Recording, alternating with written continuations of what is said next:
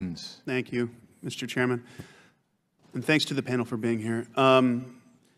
Islamic extremist groups in Africa, including Al-Qaeda, Al-Shabaab, Boko Haram, have caused problems, of course, for a long time. Which group do you feel poses the greatest threat?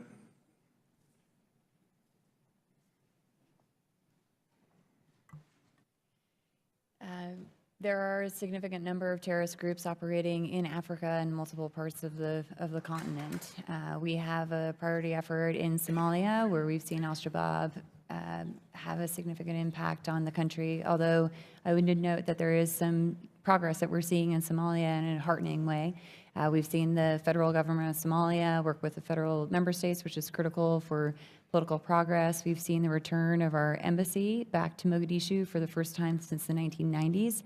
So although progress is slow in Somalia, we are in fact seeing it. But there are also other groups of concern across the continent. We've talked about the Sahel here today. So you have both Al-Qaeda and ISIS affiliates operating there with increasing gains and other nodes throughout. Yes, Somalia has been fragile and violent for more than 25 years. What more should the U.S. be doing? Any comments? Please, Mr. Ambassador. Sure. Exactly right, Congressman. That has been one of my biggest frustrations.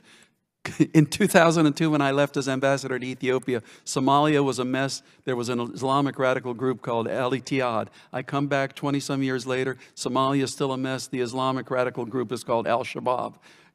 Billions of dollars spent since then. Luckily, now, for the first time, I think we have the opportunities to make real progress. We have an extremely talented ambassador on the ground in Mogadishu, Ambassador Don Yamamoto, who engages constantly, continuously with the Somali government. We have what I feel like is a real 3D approach there, to where we're working very closely together, and with the Somali government, very dynamic prime minister. Maybe this time it really will happen. I don't want somebody else to come back here in 20 years and face the same situation. Does it concern you? I believe the DoD is planning a 10% reduction in special forces deployed to Africa. Is that a problem?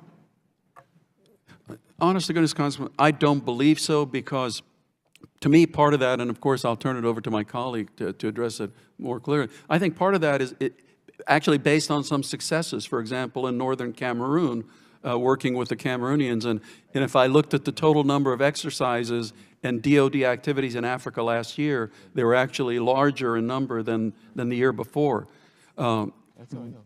We will obviously work together with whatever resources we're given to make sure that they're optimally used and to effectiveness. So from my point of view, that's a decision for DoD, and we will work with our partners the best way possible. Yeah, thank you. I can add to that to say that the majority of our activities in Africa are not affected. We are engaged in a robust level through multiple tools, which I referenced in my opening comments.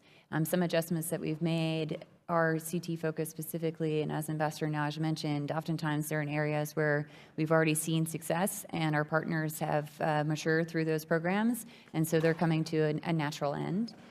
But we'll continue to review whatever decisions we make. We constantly review our activities and our posture in order to react to conditions on the ground and ensure we've got the best way forward, working in conjunction with state and our other partners in the U.S. government.